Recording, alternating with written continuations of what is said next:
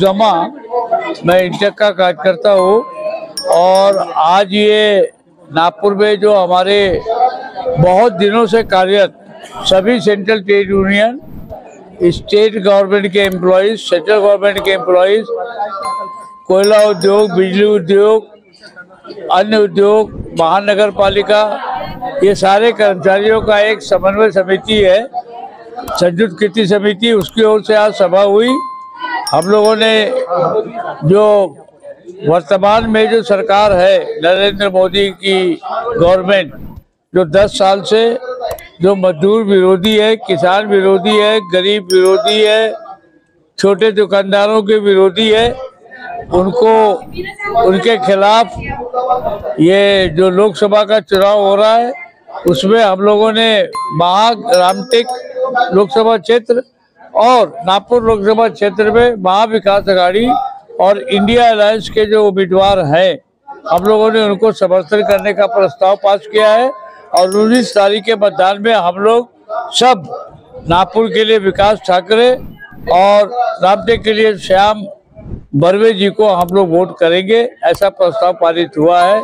आज बड़ी संख्या में यहाँ महिला कामगार, जो आशा वर्कर, अपने आंगनवाड़ी वर्कर, ये सम्मिलित हुए, तो ये इससे माहौल लग रहा है कि हम लोग देश में भी, महाराष्ट्र में भी और विदर्भ और नागपुर में बहुत अच्छे परिणाम आएंगे और मोदी जी को नीचे जाना पड़ेगा। धन्यवाद।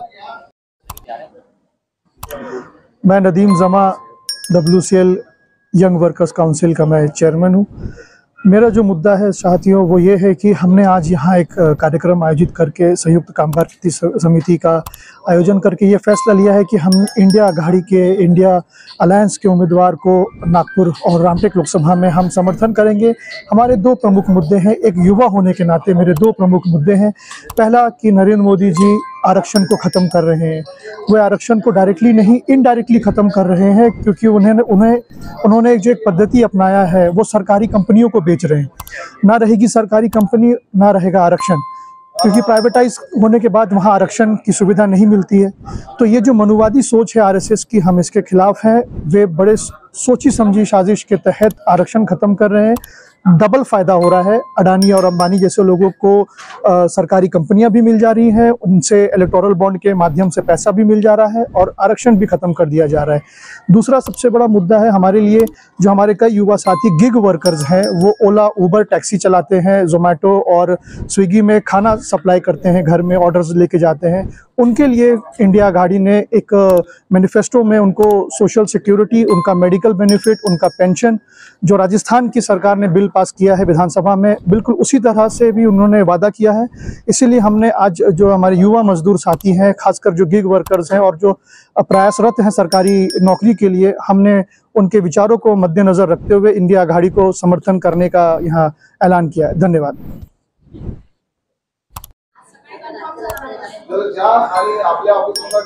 कामगार संघटना कृती समितीच्या वतीने नागपूर येथे परवाना भवनमध्ये भव्य असा कामगार मेळाव्याचं आयोजन करण्यात आलं होतं आणि तो विभागीय असा मेळावा होता। त्यामध्ये नागपूरसह रामटेक आणि चंद्रपूर, भंडारा, गडचिरोली आणि वर्धा या भागामधून प्रतिनिधी उपस्थित होते। यामध्ये विशेष करून अंगणवाडी कर्मचारी आणि आशा वर्कर्स, बांधकाम कामगार आणि इतर संघटना, MECB, ST महामंडळ वगैरे सर्व प्रकारच्या सर्व संघटना ज्या कृती समितीमध्ये संलग्न आहेत त्यांची सभा फार मोठ्या प्रमाणात झाली।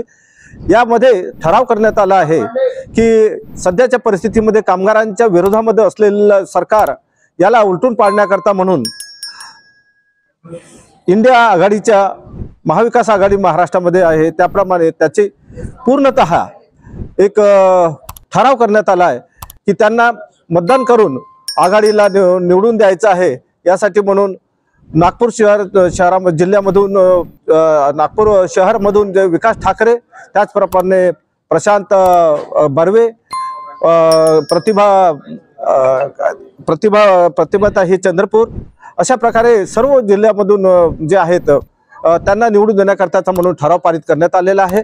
आणि कामगारांचे प्रश्न यांच्या कानी टाकावं, जे निवडून येतील त्यांच्या याच्याकरता म्हणून सर्व त्यांच्या या प्रकारचं एक निवेदन करण्यात आलं. विकास ठाकरे आणि जे नितीन राऊत राज्यामध्ये माजी मंत्री होते आणि आमदार आहेत दोन्ही व्यक्ती, त्यांच्यासमोर आम्ही हे व्यक्त केलं. कामगारांच्या जे काही प्रश्न आहेत ते विशेष करून बांधकाम कामगाराच्या बाबतीमध्ये काही बाबी निदर्शनास आणून दिल्या कामगारांच्या, की जेणेकरून त्याच्या ज्या योजना आहेत त्याचा मोठ्या प्रमाणामध्ये लाभ घ्यावा. म्हणून सध्याच्या परिस्थितीमध्ये केंद्र सरकार जे मोदीजींच्या नेतृत्वाखाली आहे ते वस्तुस्थितीतः हारलेलं आहे, मनातून हारलेलं आहे आणि त्यांना भीती आहे की आपण जिंकून येणार नाही. म्हणून त्यांनी गेल्या 1-1.5 वर्षापासून इतर पक्षाच्या विरोधी पक्षाच्या लोकांना त्यांनी ईडी, सीबीआय अशा वेगळ्या प्रकारचं त्यांनी त्यांच्यावर आरोप लावून त्यांना अरेस्ट केलं, त्यांच्यावर खटले भरलेत आणि जेलमध्ये टाकलेलं आहे. परंतु कोणाचाही आतापर्यंत एवढे ज्या लोकांना अरेस्ट केलं आणि किंवा खटले भरले त्यांच्यावरती, त्याच्यामधला एकही व्यक्ती दोषी ठरलेला नाही आणि त्यांना जेल झाली नाही. परंतु त्याच्या अगोदर त्यांना जेल भोगावं लागली फक्त आरोप ठेवल्यामुळे. ही नीती जी आहे विरोधी लोकांच्या बाबतीमध्ये ही मोदी सरकारची योग्य नाही. कामगारांच्या प्रती असलेला त्यांचा जो काही 44 कायदे रद्द करून 4 कायदे कोट केलेत, हे सुद्धा जनहिताचे नाही, मालक धार्जिने केलेले आहे, कामगारांच्या हिताचे नाहीत. त्यामुळे हे सरकार आम्हाला उलटून पाडायचं आहे. आणि नागपूरमध्ये विशेष करून केंद्रीय मंत्री नितीन गडकरी आहेत, ते धोरण ठरवण्याकरता त्या सदनामध्ये होते, तरी पण त्यांनी कुठल्याही प्रकारचं कामगारांचं संरक्षण केलेलं नाही. त्याचप्रमाणे महाराष्ट्रामध्ये उपमुख्यमंत्री जे नागपूरचे आहेत आणि RSSचा गड आहे, या ठिकाणी आम्ही त्यांना जागा दाखवून दिल्याशिवाय राहणार नाही आणि इंडिया आघाडीच्या उमेदवारांना निवडून दिल्याशिवाय राहणार नाही, असे आम्ही इथे सर्वांनी मिळून ठराव केलेला आहे. धन्यवाद. मैं मोहन शर्मा, राष्ट्रीय सचिव all India trade union Congress Delhi.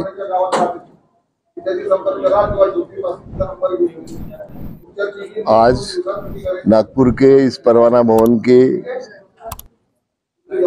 कामगार संगठना संयुक्त कृति समिति की तरफ से जो सम्मेलन आज लिया गया, उसमें सभी ट्रेड यूनियंस के नेता और समिति के पदाधिकारी हाजिर रहे और इस समिति ने एक मत से ये प्रस्ताव पास किया कि सरकार की जो नीतियां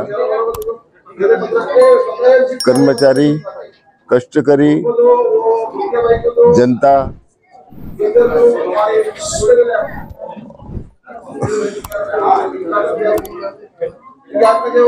और लोकशाही विरोधी जो उनकी नीतियां है उसके खिलाफ इस सरकार को, बीजेपी सरकार को विरोध करने का सम्मेलन ने एक मत से प्रस्ताव लिया है और उस मुताबिक सबों ने ये डिसीजन किया कि नागपुर में इंडिया आघाड़ी के और रामटेक में इंडिया आघाड़ी के उम्मीदवारों को चुनकर मतदान करने का निर्णय एक मत से हुआ।